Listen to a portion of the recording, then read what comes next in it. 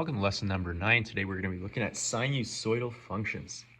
A sinusoidal function is a function whose graph resembles a sine curve or a cosine curve. There's a lot of different phenomena and natural events that take place that represent sinusoidal graphs.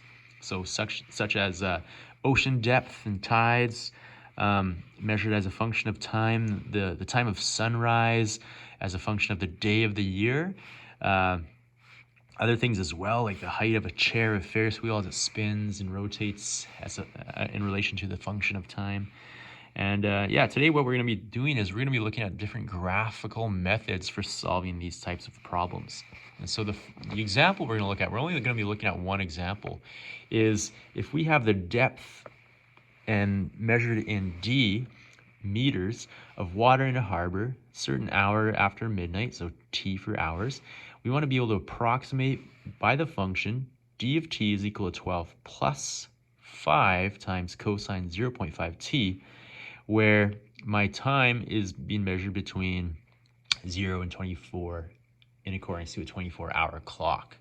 So first of all, we want to determine the maximum and minimum depths of water in the harbor. So if we think about just the cosine function, so if we were to think about y is equal to cosine x, we know that the cosine function on a Cartesian plane looks something like this, right? Where this is at positive 1. Now, keeping that in mind, if we were to multiply that by 5, then all of a sudden we're starting at positive 5. So my maximum point would be at positive 5 if my amplitude is 5. But I'm also moving it up by 12. So my maximum point is going to be 5 plus 12, or 17 meters. Now, my minimum point, if we multiply our amplitude by 5, then my minimum point would be at negative 5, but I'm still moving that up by 12 units.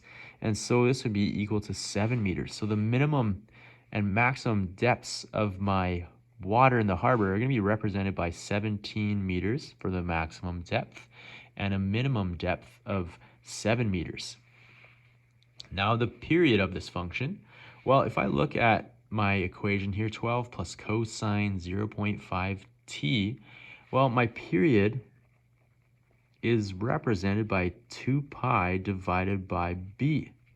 And I have a b value here of 0.5, so my period is going to be represented by 2 pi divided by b, 0.5, which is 1/2, which is equal to 4 pi hours. So that means for the amount of time it takes for my function to go up, or so reach 17 meters, go down to 7 meters, and then go back up to 17 meters, is going to be 4 pi hours. Or if you think about what that is in actual hours, 4 pi, or 4 times pi, that's going to be about 12.56 hours. Now we want to write a suitable window which we can use to display the graph of this function. So first of all, we're going to need to type in our function in our graph. And so here I typed it in, where I have 12 plus 5 times cosine times 0.5x. Now I'm going to graph this shortly. And if we don't graph it properly, and so I'm going to give you an example because I already have the correct window settings. So if I don't choose the correct window settings, I get something that looks like this. And mind you, you need to make sure that your calculator is in radians for this. So if you go to mode, make sure you select radians. Now, if I go back to my graph, I get something that looks like this, which is not very helpful. And in fact, the only part I'm thinking about looking at is if I start my time at 0 at here and then increase, I'm only looking for this section of my graph that's between 0 and positive 24. So I'm going to change my window settings. For my x minimum value, I want to choose that to be 0. My x maximum value, since we're looking at a 24-hour clock, one day, I want my x max to be 24, as that is the axis that represents time. And we can increase our time by every 2 hours. And then if I change that, we'll see what it looks like. It looks something like this now. However, that's still not helpful information because I can't see the top of my graph. I can only see the minimum points here. So I'm going to go back to my window settings, and I know that the maximum depth of my water is 17 meters. So I'm going to make my maximum 20 meters, and the minimum depth was 7 meters. So I'm going to make my minimum depth about 5 meters. And it can go up by 5 meters, that's fine. And I guess it can't. So let's go back to my window range, see what's going on there. So for my Y minimum values, so my Y minimum, my Y minimum should not be 20. That should be 0, and my Y max will make 20. There we go. That should be better. And lo and behold, there's a graph that we can actually work with. And so I'm just going to draw my graph over here. Kind of draw what I see. It looks something like that. So we know that from this point to this point is going to be 4 pi for my period. So 12.56 hours. Now we want to write the suitable window settings here. So for my X values, we chose 0, 24, and 2. And for my Y values, we chose 0, 20, and 5. But of course, your answers can vary here. 20 plus 5 is 25. Oh, thanks, Siri. Sorry about that. So 20 and 5. So what is the depth of water to the nearest tenth of a meter at 2 o'clock a.m.? So 2 in the morning. So in this question, we're looking at t, which is equal to 2. And if I look at my graph, I'm going to choose so 2 is going to be around here somewhere, right?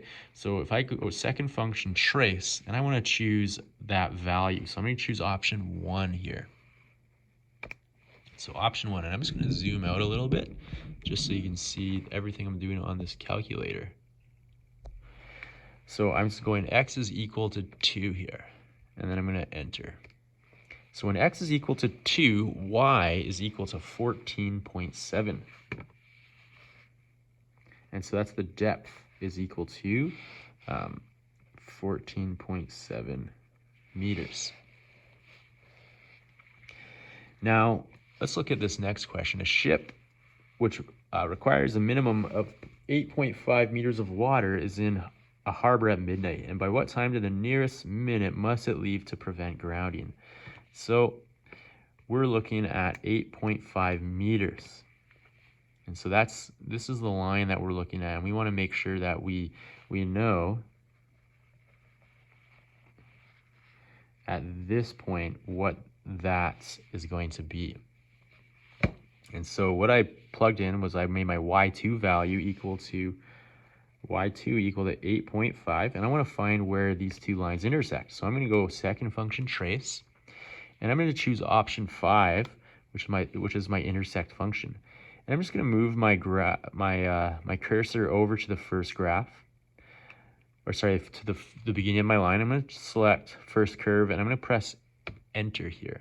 And then it automatically moves my cursor to my second curve, and I'm again going to press enter. And now I want to make a guess as to where those two lines intersect. And again, I press enter, and I get a value of x, which is equal to 4.69. So x is equal to 4.69.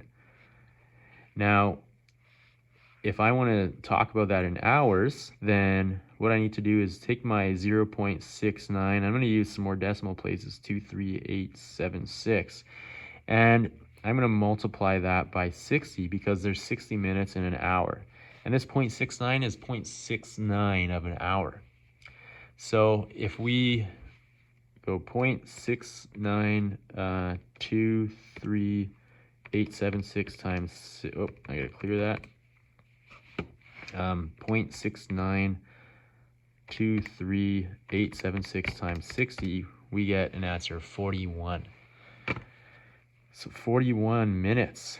So the actual time that they must leave by is 4:41 a.m. And for this next question, what is the next time to the nearest necessary minute that the ship can return to the harbor? So the next time that they can return to the harbor, if we go back to our graph, that's going to be at this point right here. And so again, we can find our where that intersects. And so using my intersect feature and then making that guess, we get 7.87. So x is equal to 7.87, and 0.87 of an hour, let's see, 0.87 times 60, we get 52 minutes. And we want to round up to the nearest minute, so that's going to be 7 o'clock or 7:53 a.m.